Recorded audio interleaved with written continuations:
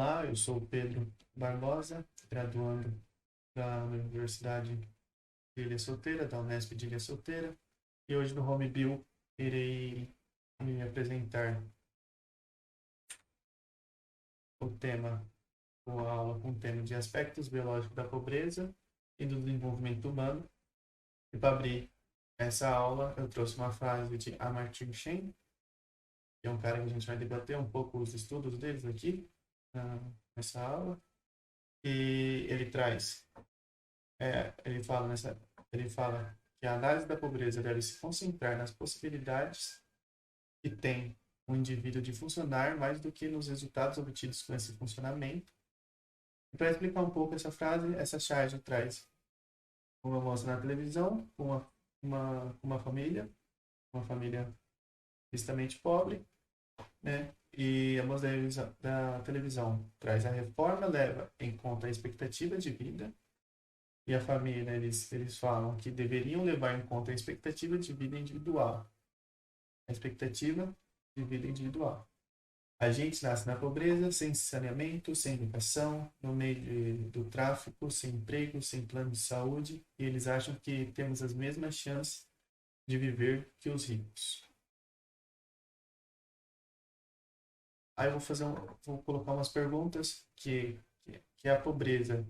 O que é pobreza? Como se mede? Quem são os pobres e por que são pobres?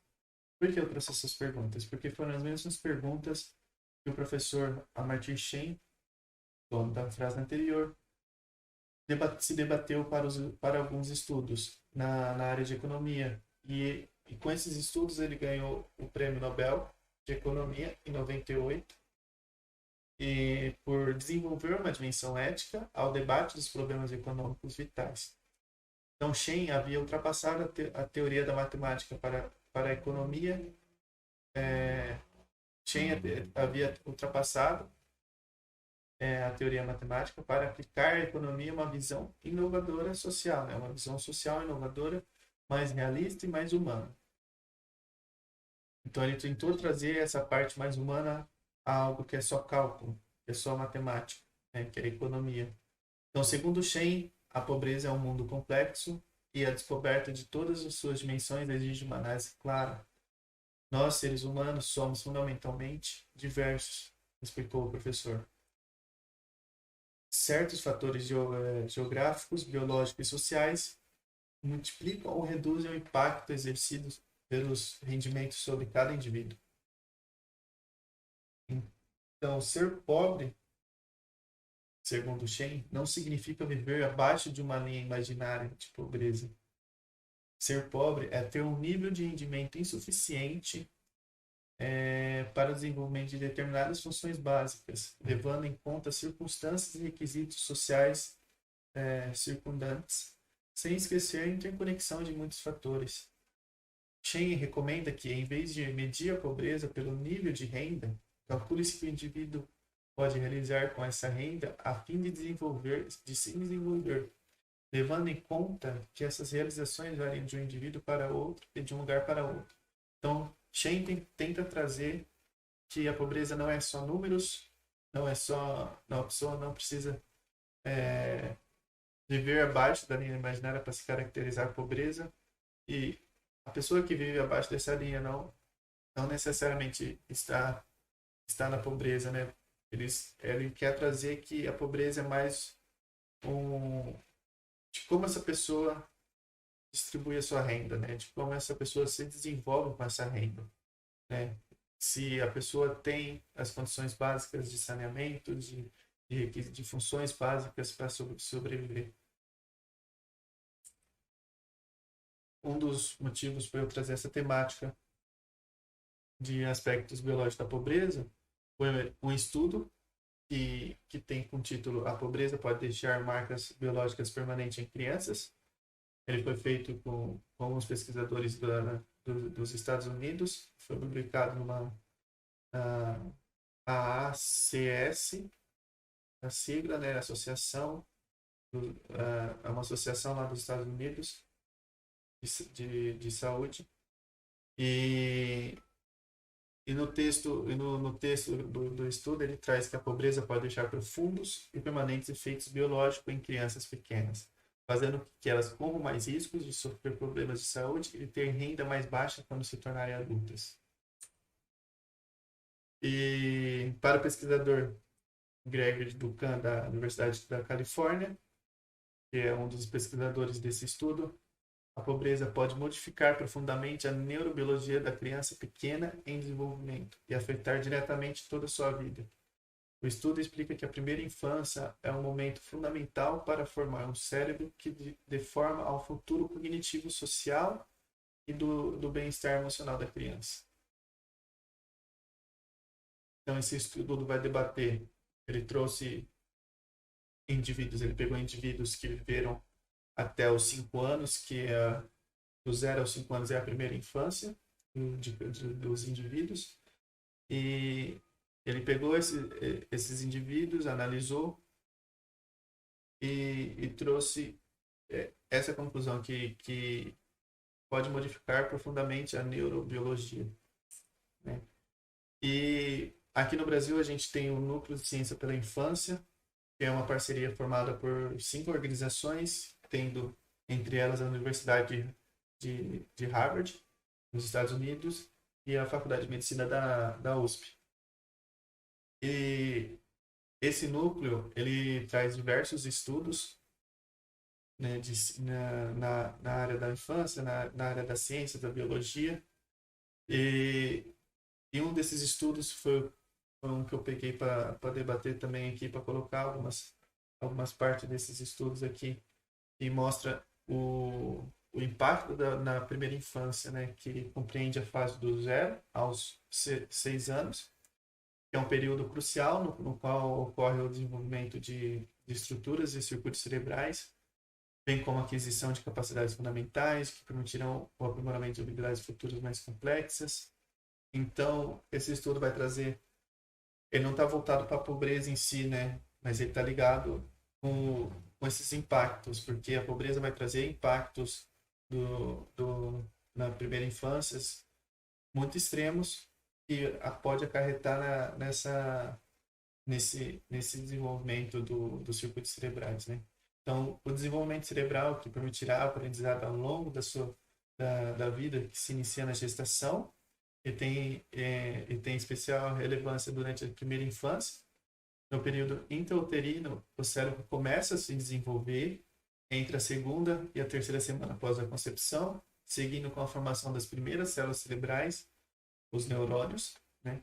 E das conexões entre os neurônios chamadas as sinapses. Então, o cérebro é um órgão de alta complexidade, fundamentalmente composto pelos neurônios e por uma extensa rede de prolongamento desses que formam circuitos conectando as diversas regiões cerebrais por meio de impulsos elétricos. Então, o neurônio ele vai ter um neurônio, vai ter uma sinapse, vai ter outro neurônio, e para ter essa conexão por base de impulsos elétricos, e é um processo chamado sinaptogênese, e o número de sinapses entre os neurônios se multiplica, chegando a 700 novas conexões por segundo em algumas regiões cerebrais no segundo ano de vida. As sinapses mais utilizadas se fortalecem e carregam informações de forma mais eficiente, enquanto as que não forem utilizadas gradualmente enfraquecem e desaparecem. Um fenômeno conhecido como poda sináptica. E além desses fenômenos, outros processos conhecidos como mielinização acontecem principalmente após o nascimento. A mielina é uma substância composta por proteína e gordura que envolve o prolongamento dos neurônios, facilitando a condução do impulso elétrico e, portanto, melhorando a comunicação neural. Então, tudo isso, quando você liga a parte da pobreza, se você não está no ciclo social que tem umas funções básicas estabelecidas, você não está numa estrutura que tem saneamento básico, que tem condições de vida básica para você sobreviver, você vai ter acarretar uma má formação, uma má formação desses neurônios, podendo utilizar, igual falam, né, que as sinapses mais utilizadas elas se fortalecem, carregam informações, E isso vai acontecer dos seus 0 aos 6 anos, né? Ao longo da sua vida, você também acaba fortalecendo algumas sinapses, acaba fortalecendo alguns neurônios e vai levando para sua vida. Mas se você não tiver um saneamento, uma condição de vida básica, né, que você tenha sobrevivência, você acaba não fortalecendo alguns que seriam essenciais para a sua vida futura, né? Então, após o período de desenvolvimento inicial, o cérebro ainda pode se modificar e, na verdade, o que faz constantemente em resposta à experiência e aos estímulos aos quais está exposto, chamando essa característica de plasticidade cerebral. E que a plasticidade cerebral é o estado dinâmico natural do cérebro que permite modificações fisiológicas e estruturais, sináptica e não sináptica, em resposta à alteração do meio. Então, essa plasticidade cerebral é aquilo que eu falei. Você estando no meio, adquirindo experiência daquele meio, você vai fortalecer a sinapse, vai fortalecer o neurônio para ele sobressair futuramente no seu ciclo na sua vida, no seu ciclo fisiológico que ele vai colocar, né? Então, a formação de novas sinapses, elas se leva dos 3 meses, no começo nos 3 últimos meses da gestação até o sexto ano de vida.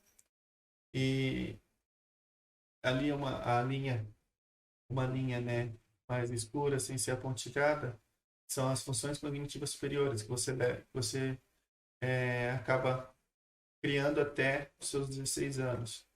Que é o que eu falei, que você vai criar novos, não é que você não cria novos neurônios, novas sinapses depois do sexto ano de vida, mas ela vai decaindo e ela vai ser funções cognitivas superiores do que você já tem, né?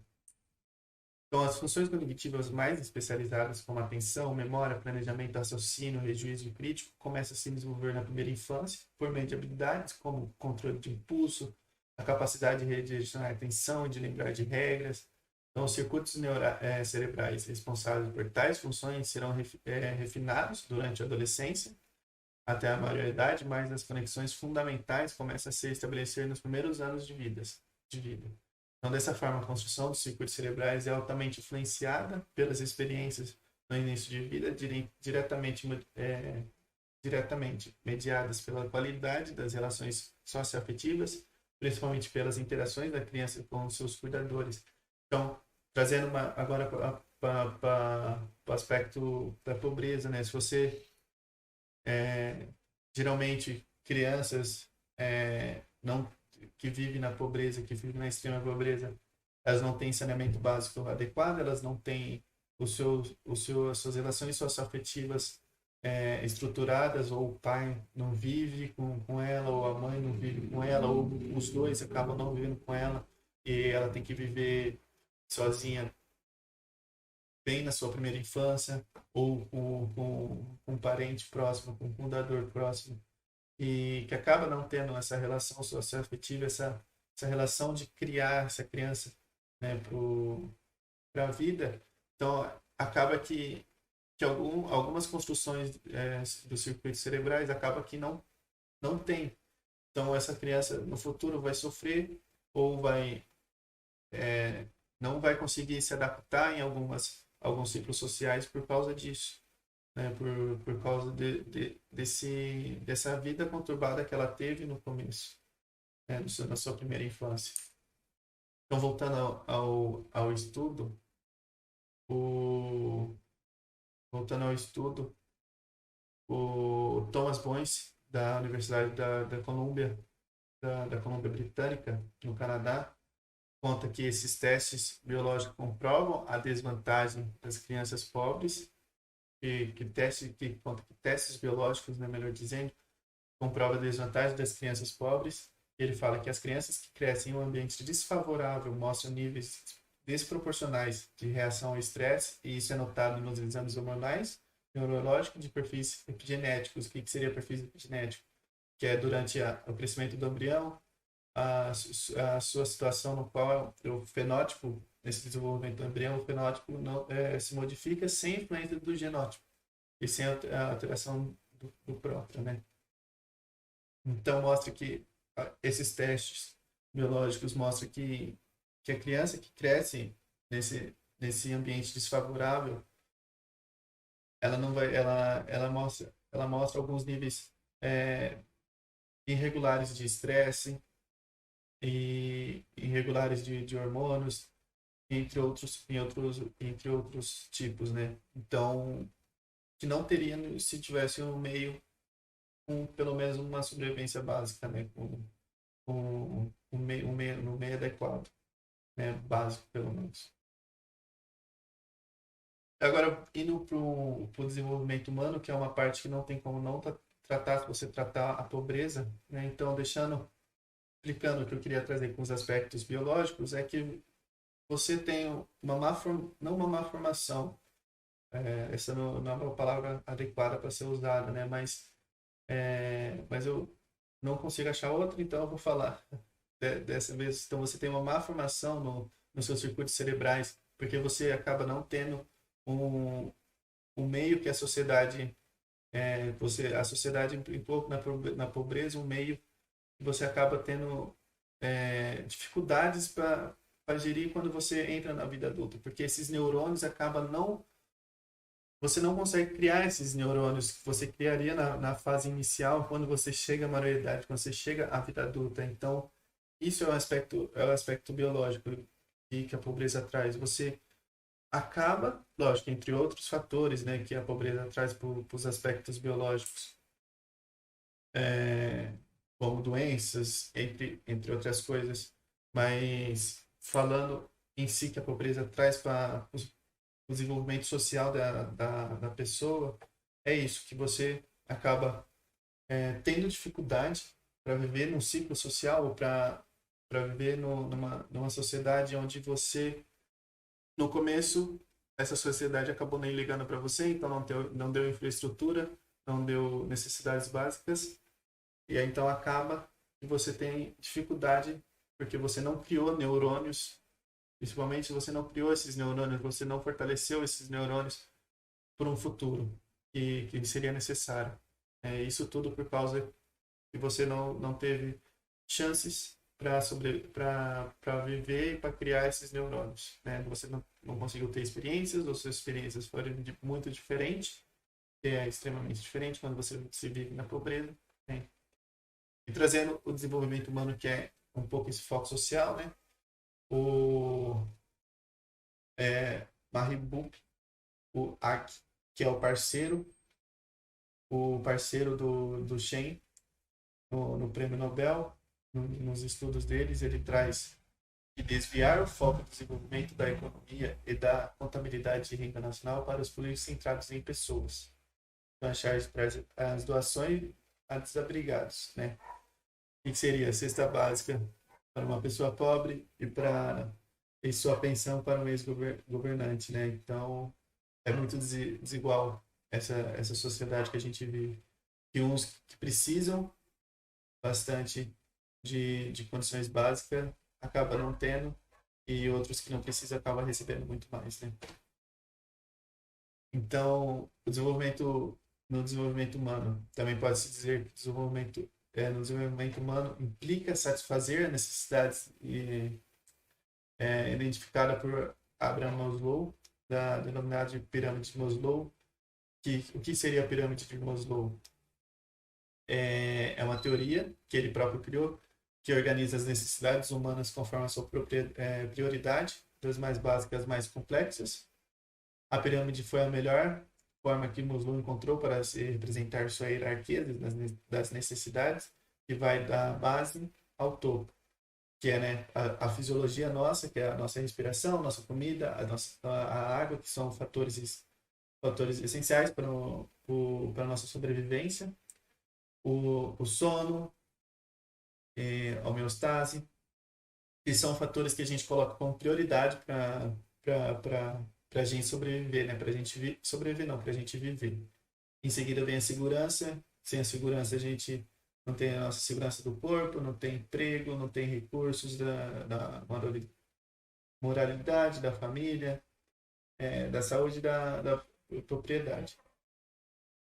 o amor, o relacionamento, né, que seria a amizade, família, intimidade sexual, o estima, que seria a autoestima, confiança, conquista, respeito dos outros, respeito aos outros, e a realização pessoal, que é a moralidade, criatividade, espontaneidade, solução de problemas, ausência de preconceito, aceitação dos fatos, né?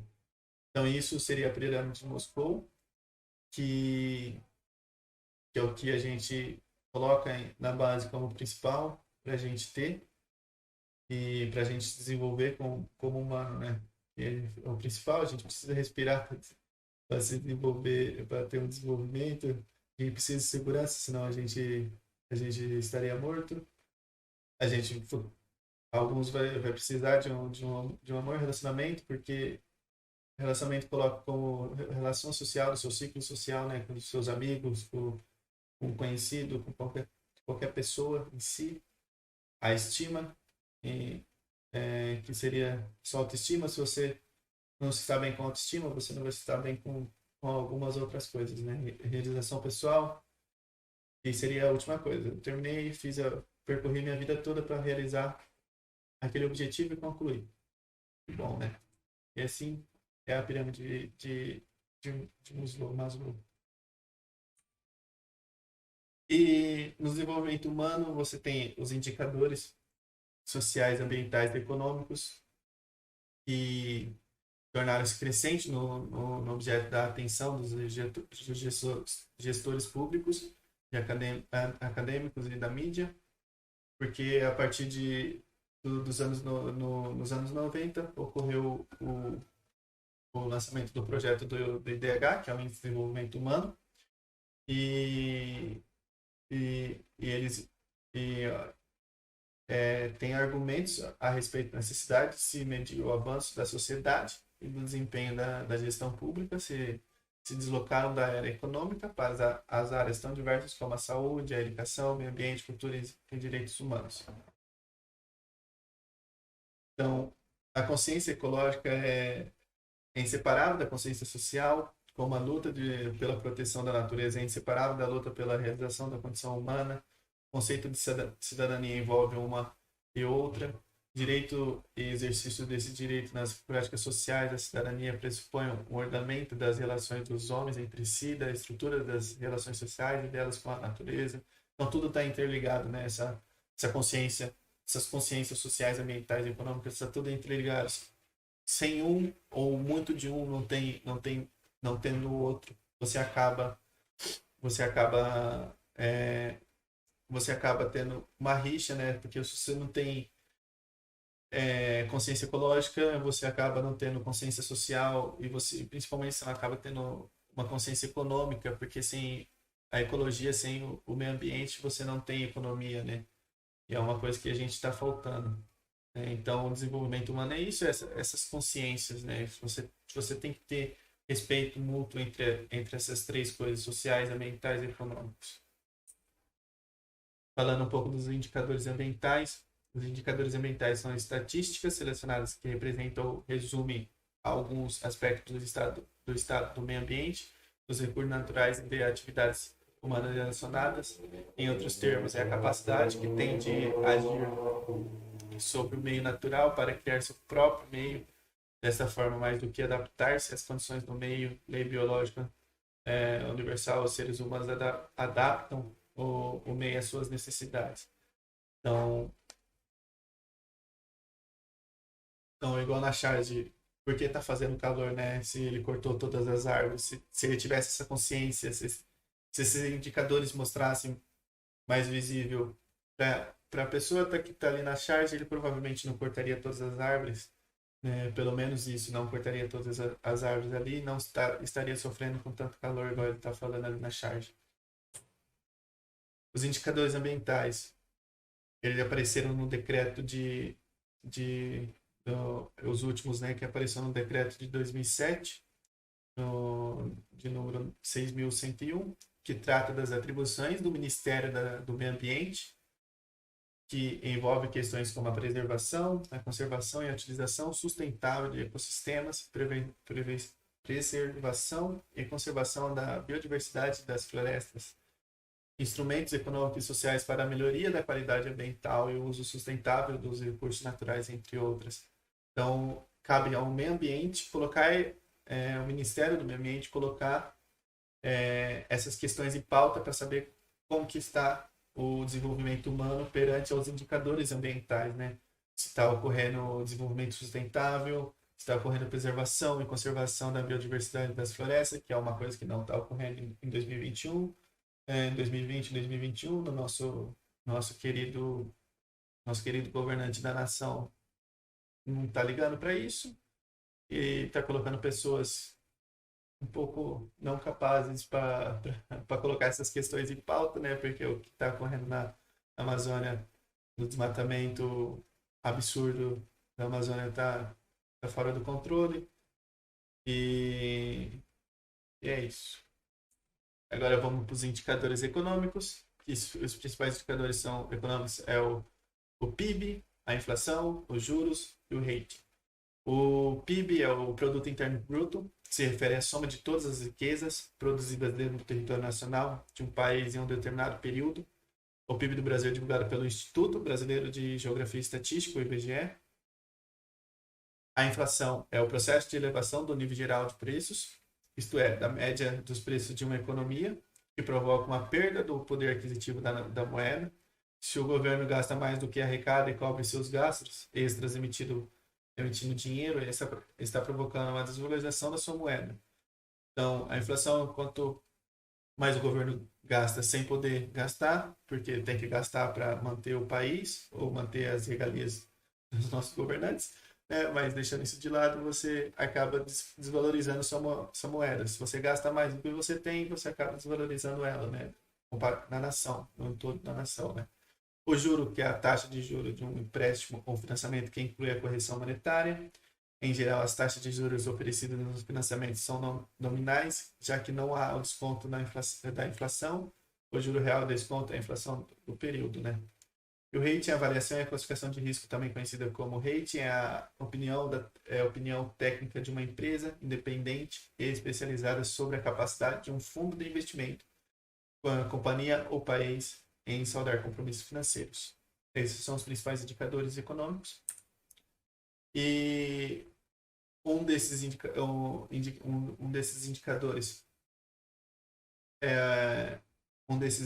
de desenvolvimento humano, né?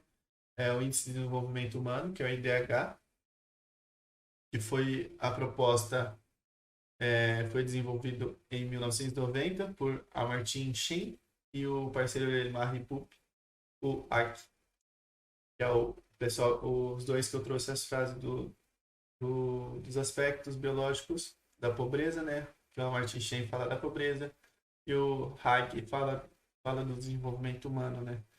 E é uma medida comparativa usada para classificar os países pelo seu grau de desenvolvimento humano e para ajudar a classificar os países como desenvolvidos, em desenvolvimento e subdesenvolvido, né? Os desenvolvidos seriam desenvolvimento humano muito alto, em desenvolvimento seria desenvolvimento humano médio e alto, e o subdesenvolvido seria desenvolvimento humano baixo. Então entraria esses indicadores que eu citei da economia ambiental, entraria ali para classificar esses países, né?